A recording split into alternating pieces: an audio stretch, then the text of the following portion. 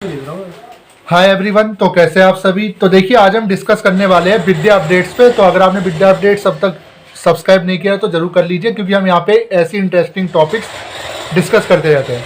तो आप सभी जब भी गलियों से गुजरते होगे, जब भी मेन रोड से जाते होगे, तो आपने एक पोस्टर जरूर देखा होगा, 9th फेल 10वीं करे, 11वीं फेल 12वीं करे। तो ये आपने देखा ही होगा, कई जगह ऐसा पोस्टर रहता है, बैनर रहता है, कई कोचिंग में भी ऐसा रहता है। और हमारे दिमाग में सबसे बड़ी चीज़ यही आती है पहली, कि ये पॉसिबल कैसे है। तो आज मैं इसी को लेकर बात करने वाला हूँ कि जी हाँ, ये जो लिखा हुआ आपको शो होता है, जो बैनर आप देखते हो, ये सब सच है।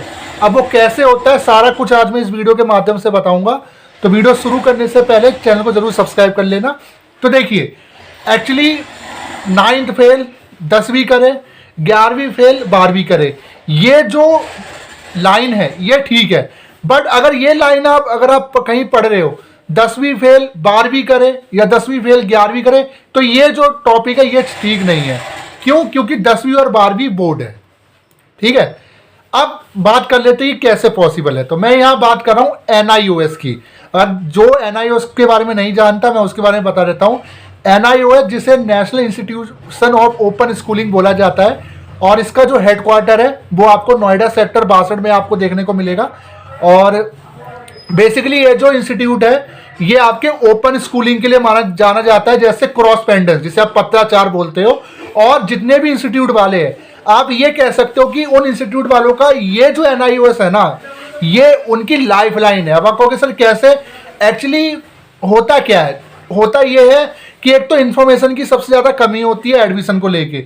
और जब स्टूडेंट फेल हो जाता है, 9th में फेल हो जाता है या 11 में फेल हो जाता है, तो उसके मन में सबसे बड़ा सवाल यही होता है कि अब मैं क्या करूं। देखो, जाहिर सी बात है, कोई भी कैंडिडेट नहीं चाहता कि वो फेल होने के बाद दोबारा से उसी क्लास को कंटिन्यू करे, पर कुछ होते हैं जो कंटिन्यू करते हैं। बट उसके मन में सबसे पहला सवाल यही आता है कि कैसे मैं 10वीं पे करूं, क्योंकि मेरा फ्रेंड तो 10वीं कर रहा है बट मैं फेल हो गया।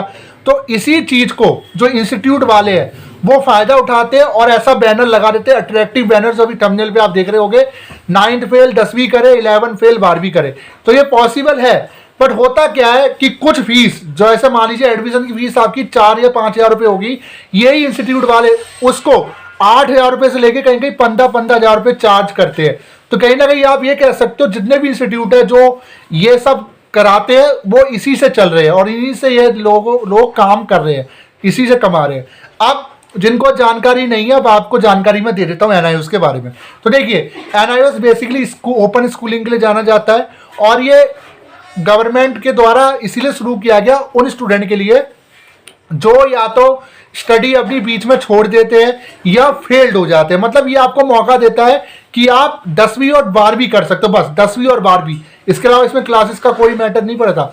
10वीं कर सकते हो, 12वीं कर सकते हो। अब आप कहोगे सर मैं तो पढ़ा ही नहीं हूँ, क्या मैं डायरेक्ट 10वीं कर सकता हूँ? जी नहीं, इसके अंदर 10वीं करने के लिए, अब देखिए 9th फेल, 9th इसमें नहीं कैलकुलेट होती। इसमें अगर आपको 10वीं करना है तो आप 8वीं पास होने चाहिए। दोबारा बता रहा हूँ, 8वीं अगर आप पास हो, 9th में बेशक आप फेल हो गए हो या आप 1 साल का गैप है, तो आप 10वीं में डायरेक्ट आपका एडमिशन इसके अंदर डायरेक्ट हो जाता है। एडमिशन का प्रोसीजर पूरी तरीके से ऑनलाइन है। सेम इसी तरीके से अगर आप 11वीं फेल हो, 12वीं करना चाहते हो तो सेम है, एडमिशन आप डायरेक्ट ले सकते हो ऑनलाइन, किसी साइबर कैफे से भी ले सकते हो, घर बैठ के भी इसका फॉर्म आप फिल कर सकते हो। अगर मैं इसके एडमिशन की बात कहूँ तो ये CBSE जितना ही वैल्यू है। CBSE एक्चुअली होता क्या है, CBSE को इतनी मान्यता दी गई है कि वो स्कूलों में सेंटर डालता है। सेम NIOS भी अपने सेंटर डालता है, बट इसके जो सेंटर है वो प्राइवेट स्कूलों में डालते हैं।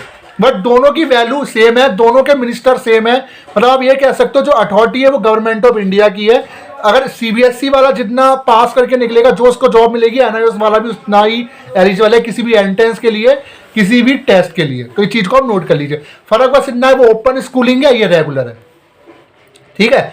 अब देखिए, अब इसके मैं एडमिशन की बात करूँ तो इसका एडमिशन आपको जून से जुलाई के बीच में देखने को मिलता है, ठीक है। जैसे ही आपके 12th के रिजल्ट आज आपके क्या कहते हैं, जब रिजल्ट 9 के डिक्लेयर हो जाते हैं, मार्च के बाद इसके एडमिशन शुरू हो जाते हैं। अप्रैल मई चलते रहते फिर एडमिशन। और इसके एक चीज़ बता दूं, इसका जो पेपर है 2 बार होता है साल में, एक जून जुलाई में होता है, एक आपका अक्टूबर से नवंबर में होता है। और इसके अंदर फैसिलिटी ये होती है कि आप ऑन डिमांड मान लीजिए आप पेपर में फेल हो गए, ठीक है, अब आप चाहते हो कि मैं इस पेपर को दोबारा देना चाहता हूँ, इसमें ऑन डिमांड का भी ऑप्शन होता है, थोड़ी सी ज़्यादा फीस पे करके आप अपना ऑन डिमांड पेपर इसके लिए रिक्वेस्ट कर सकते हो 10वीं या 12वीं का।